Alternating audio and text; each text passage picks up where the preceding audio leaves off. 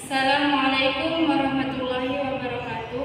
Perkenalkan, nama saya Wida Lestari. Saya dari Fakultas Dakwah dan Ilmu Komunikasi, Prodi Manajemen Dakwah. Tugas di sini ada tugas dari mata kuliah Fikih Muamalah yang dosen pengampunya Pak Zulkaroni.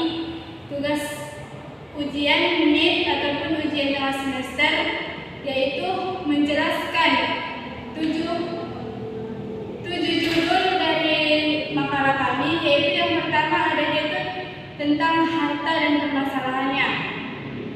Harta itu diambil dari bahasa Arab yang disebut al-mal. Al-mal itu diartikan sebagai segala sesuatu yang menyenangkan manusia dan mereka pelihara. Maksudnya itu harta itu adalah benda yang dapat dimiliki, dikuasai dan diartikan benda itu benda yang berwujud dan benda yang tidak terwujud. Adapun dalil tentang harta dan permasalahannya yaitu di dalam surah At-Takhabun ayat 15, Bismillahirrahmanirrahim, Innama amwalukum wa auladukum fitnah wallahu innahu ajrun azim. Yang mana artinya sesungguhnya hartamu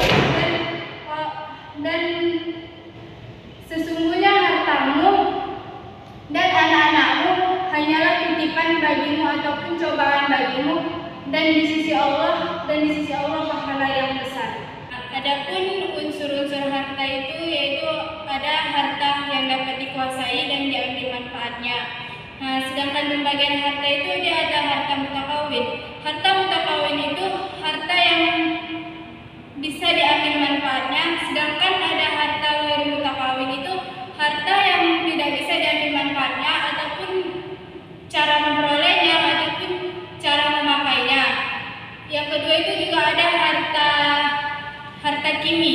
Harta kimi itu barang yang susah dicari ataupun susah diperoleh di pasar, baik jenisnya maupun harganya. Contohnya itu seperti pedang. Sedangkan harta kismi itu merupakan suatu harta yang mudah dicari ataupun yang mudah kita dapatkan di suatu tempat. Contohnya itu seperti kayak di pasar, itu mudah kita cari.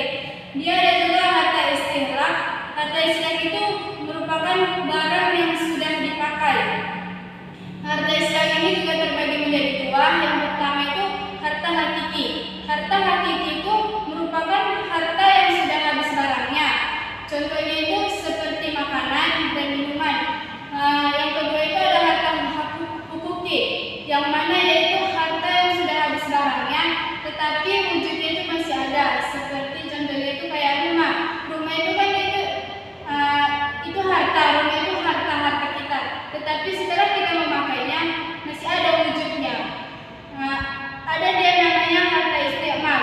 Harta istiqmal itu harta yang apabila digunakan ataupun dimanfaatkan benda itu tetap utuh. Contohnya itu ya seperti tempat tidur gitu, tempat tidur ataupun rumah juga kan. Itu kan tempat tidur udah kita gunakan untuk tidur, tetapi barang itu masih ada, masih terlihat utuh. Selanjutnya ada dia harta manqul. Harta manqul itu segala harta yang dapat dipindahkan dari tempat yang satu ke tempat yang lain. Contohnya itu seperti pakaian ataupun jilbab. Contohnya ini kan jilbab milik saya. Setelah itu saya pinjam ke teman saya. Jadi itu bisa dinamakan itulah harta manqul yang dipindahkan dari satu tempat ke tempat yang lain. Sedangkan harta ghair manqul itu sesuatu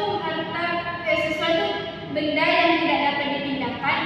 Contohnya itu ya seperti rumah. Ketika kita sudah membangun rumah di suatu tempat, maka tempat rumah yang sudah kita bangun itu tidak bisa kita pindahkan, maka dia tetap utuh di situ kan.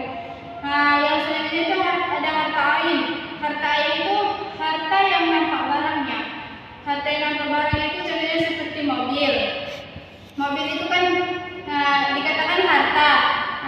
Itulah kan dia nampak, mobil itu nampak, kita kendarai, kita pakai, itulah dia contohnya. Pun macam-macam akad.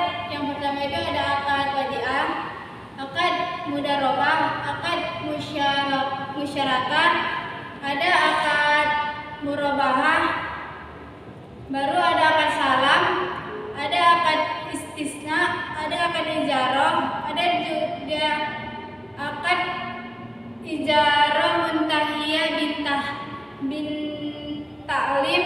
Yang terakhir yaitu ada qad. Adapun hikmah dari kepemimpinan dan dari hak milik dan akad itu yang mana manusia tidak boleh sembarangan memiliki harta tanpa mengetahui aturan-aturan yang berlaku yang telah disyaratkan di dalam Islam. Yang kedua itu manusia akan mempunyai prinsip bahwa mencari harta itu harus dengan cara yang baik, yang halal. Yang ketiga itu memiliki harta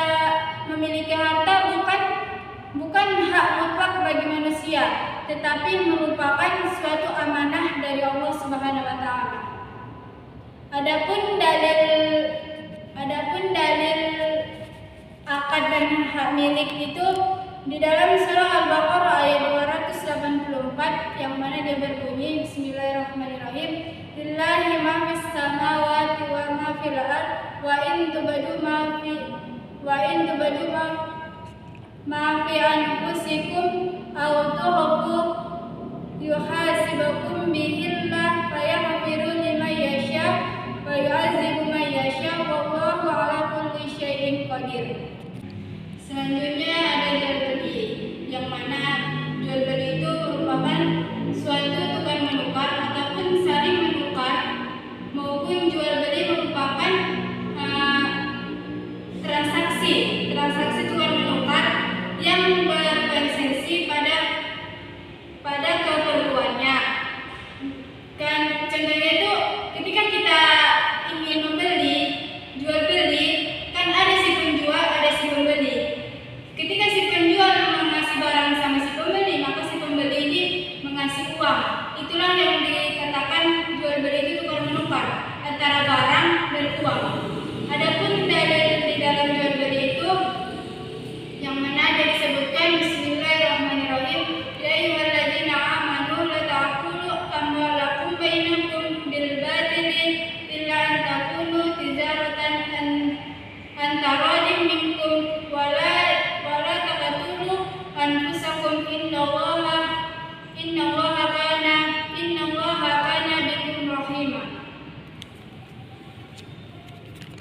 Adapun rukunnya yaitu yang pertama itu ada si penjual dan si pembeli. Yang mana si penjual dan si pembeli ini harus dia yang berakal ataupun balik. Ada juga yang mana dia ini namanya ijab kabul. Itu merupakan suatu yang tidak bertentangan. Yang mana ada itu dia barang jasa. Barang jasa itu merupakan suatu barang yang suci. Ketika kita ingin memiliki suatu barang, maka kita harus melihat barang tersebut sucikah atau ada di dalam barang itu yang kerusakan. 1, 2, 3.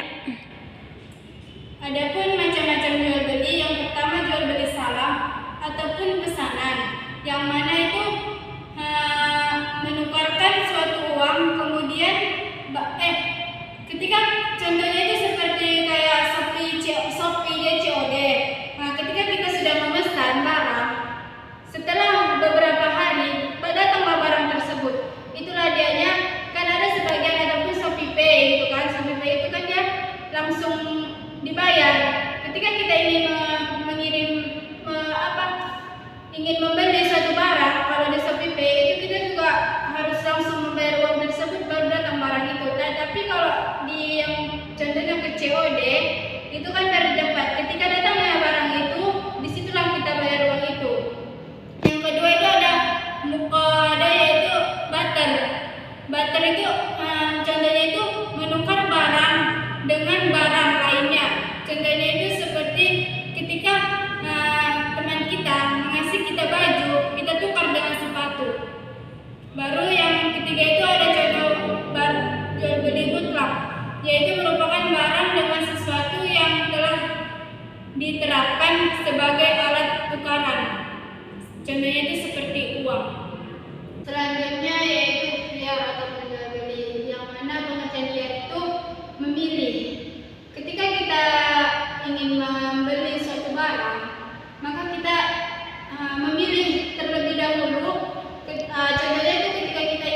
baju. Contohnya membeli baju, ketika kita ingin membeli baju, kita harus memilih dulu, melihat bajunya gitu kan, entah adanya kerusakan di dalamnya gitu, memilih baju yang mana cocok ke kita kayak gitu kan. Kan kalau kita contohnya kayak kalau kita membeli ikan di pasar, kan kita memilih ikan tersebut dulu, ikannya bagus atau enggak, atau kita udah mau beli ikan ini atas ini, ikan ini, jadi kan banyak macam-macam ikan. Pokoknya hiar itu memilih sebelum terjadinya antara ijab qabul, jual beli, si penjual dan si pembeli, ada sebaiknya kita memilih dulu agar proses transaksi jual beli kita itu berjalan lancar dan memenuhi syarat-syaratnya. Adapun pembagian hiar itu ada 5. Yang pertama itu hiar majlis, yang kedua hiar syarat, yang ketiga hiar aib ataupun cacat. Itulah contohnya. Ketika kita membeli suatu barang dan barang tersebut cacat, maka kita bisa mengatakannya langsung kepada si penjual tersebut bahwasannya barang yang kita beli itu sebelumnya itu cacat sebelum kita pakai. Ada dia yang keempat itu ada hiar taib, dan yang kelima itu ada hiar ru'yah. Adapun dalil hiar itu yaitu Bismillahirrahmanirrahim, wa ahallallahu al-bai'ah. Allah menghalalkan jual beli. Dan adapun hikmah hiar itu, itulah hikmahnya. Makanya adanya hiar, maka membuat kita, masyarakat ini ataupun manusia ini belajar ataupun mengetahui tentang proses-proses jual beli di dalam hiar. Itulah kan contohnya itu kayak hikmahnya itu kita itu tahu kita proses-proses ataupun syarat-syaratnya dalam jual beli. Itulah dia kan kayak tadi yang saya sebutkan, hiar itu ada 5 pembagiannya. Contohnya ada bank, riba, dan rente. Yang mana pengertian bank itu merupakan penyaluran dana kepada masyarakat dan penerbitan uang, pembentukan kredit, kartu kredit, ataupun pengolahan saluran uang gitu kan. Terus pun kayak pembuatan kartu ATM ataupun transfer uang dari bank ini dan ke bank yang lainnya. Sedangkan riba yaitu sesuatu yang melebih-lebihkan. Termasuk juga kayak di dalam bank itu kan ketika kita meminjam sesuatu uang di bank, ada itu sebagian bank itu yang melebih-lebihkan bunganya. Itu juga termasuk rente. Rente itu bunga ataupun pinjaman. Itulah dia kan kalau bagaimana melebih-lebihkan pinjaman ataupun melebih-lebihkan ketika kita meminjam uang di bank, maka ada itu bunga sekian persen itu kebanyakan bank itu melebih-lebihkan bunga tersebut, sehingga itulah dia menjadikan riba. Itulah dia melebih-lebihkan. Adapun ayatnya itu yang mana di dalam surah Al-Baqarah ayat 278. Bismillahirrahmanirrahim. Ya ayyuhalladzina amanu taqullaha wa zaru ma baqiya minar riba in kuntum mu'minin. Wahai orang-orang yang beriman, bertakwalah kepada Allah dan tinggalkan segala riba, dan jika kamu orang beriman, maka tinggalkanlah riba tersebut. Adapun macam-macam riba itu ada riba nasiah, yang mana jumlah uang yang dipinjamkan merupakan uang yang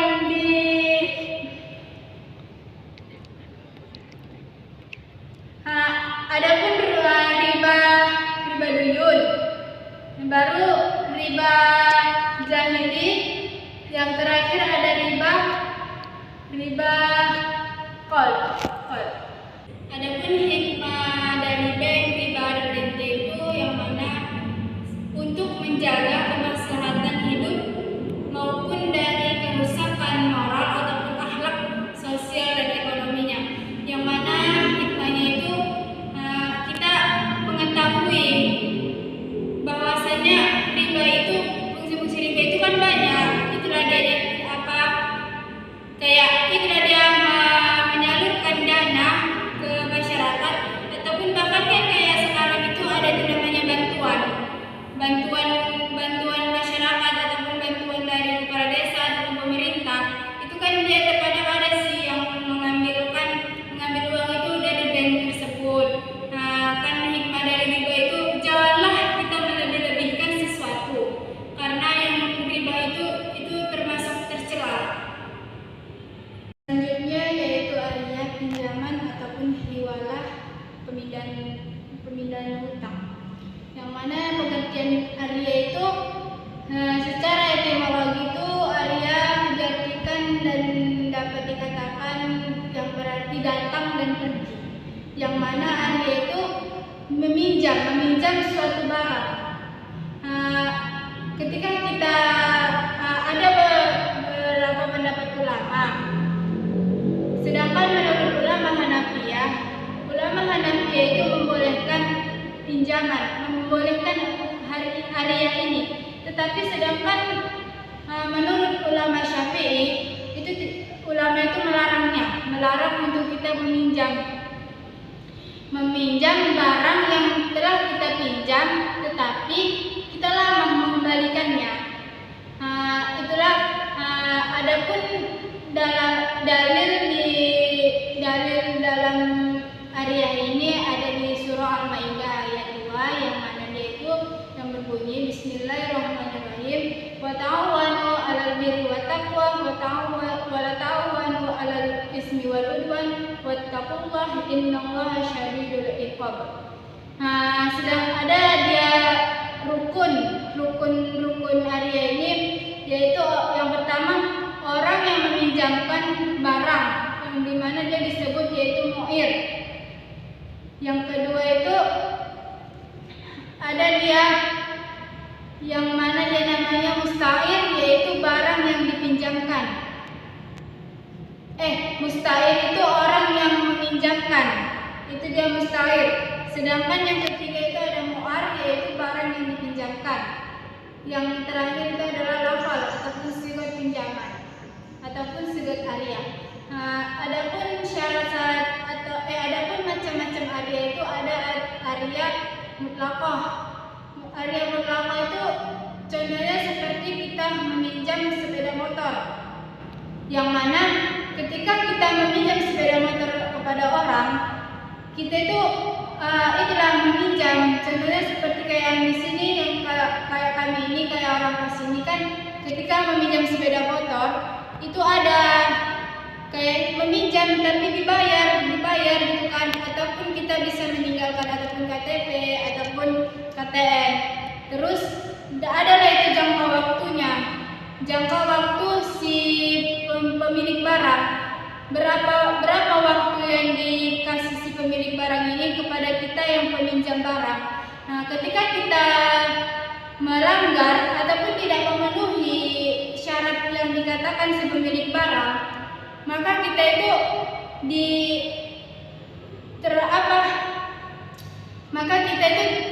tidak membolehkan.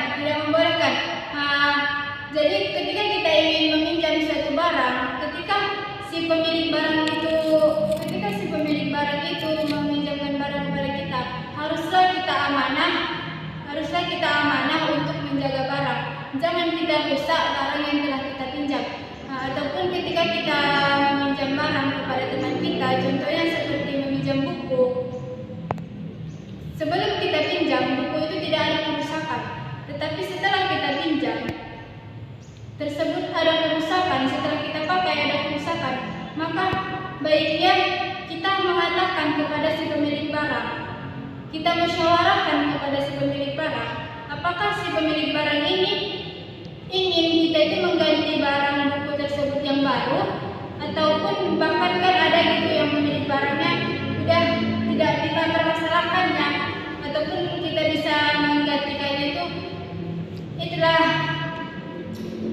kayak mengganti apa kita musyawarahkan kepada si pemilik barang tersebut kan, apakah si pemilik barang itu ingin diganti atau tidak. Jikalaupun ingin diganti, kita tanyakan kembali apa ingin buku yang baru atau buku yang tetap yang itu aja, yang awalnya itu kita kembalikan lagi gitu.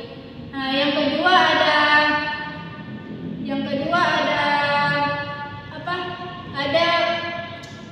apa namanya, muqayyadah. Selanjutnya yaitu hiwala. Hiwala itu merupakan pengertiannya itu pemindahan hutang, yang mana ada si pihak pertama, pihak kedua, dan pihak ketiga.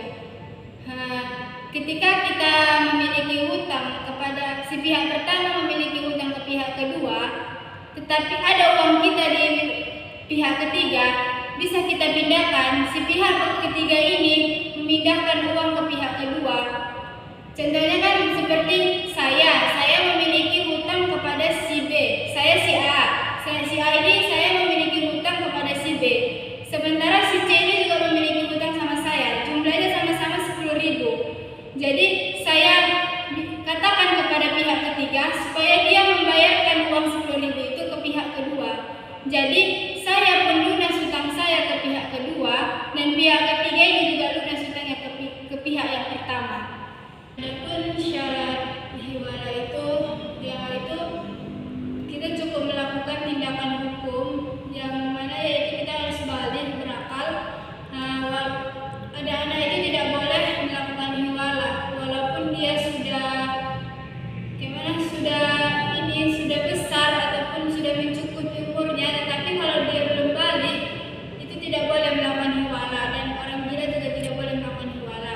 Baru adanya persyaratan ataupun persetujuan dari pihak pertama, dari pihak pertama ke pihak ketiga. Jika pihak pertama dipaksa untuk melakukan hiwala, maka akad tersebut tidak sah. Adapun hikmah dari hiwala itu, menurut jumhur ulama, hiwala itu bahwa kewajiban pihak pertama untuk membayar hutang kepada pihak kedua secara otomatis ataupun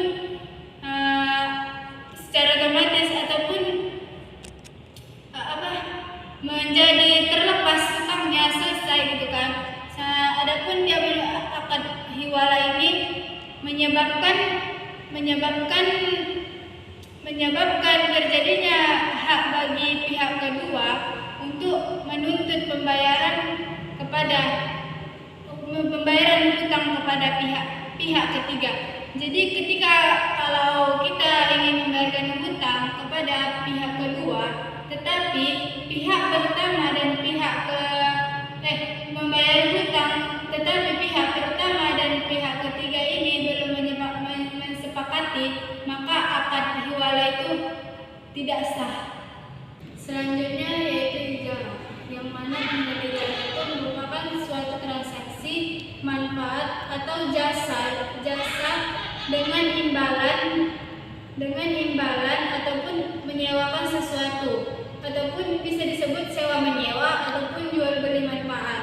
Contohnya kayak seperti kontrakan disewakan kepada seseorang yang ingin menempatkan tinggal di kontrakan tersebut. Itulah dia terus kan dibayar si pemilik kontrakan ini, membayarkanlah itu kepada seseorang yang ingin menempati tempat sewaan tadi, kontrakan itu tersebut. Itulah dia jasa ataupun jasa barang, itulah sewa menyewakan. Adapun dalil dalam ijarah itu ada di dalam surah At-Talaq ayat 6. Bismillahirrahmanirrahim. Fa in arada'na lakum fa'atuhunna ajarahunna. Adapun rukun ijarah itu, yang pertama itu adanya mu'jir ataupun mustajir, yang kedua adanya hijab kabul, yang ketiga adanya ujroh. Adapun menurut pendapat hikmah di dalam ijarah itu, ada dia menurut ulama Hanafiyah, ijarah merupakan suatu akad atas manfaat dengan imbalan berupa harta. Sedangkan menurut ulama Malikiyah merupakan suatu akad yang memberikan harta milik atas manfaat suatu barang yang mubah. Sedangkan menurut ulama Syafi'iyah merupakan suatu akad ijarah itu merupakan suatu akad akan manfaat yang dimaksud dan tertentu yang bisa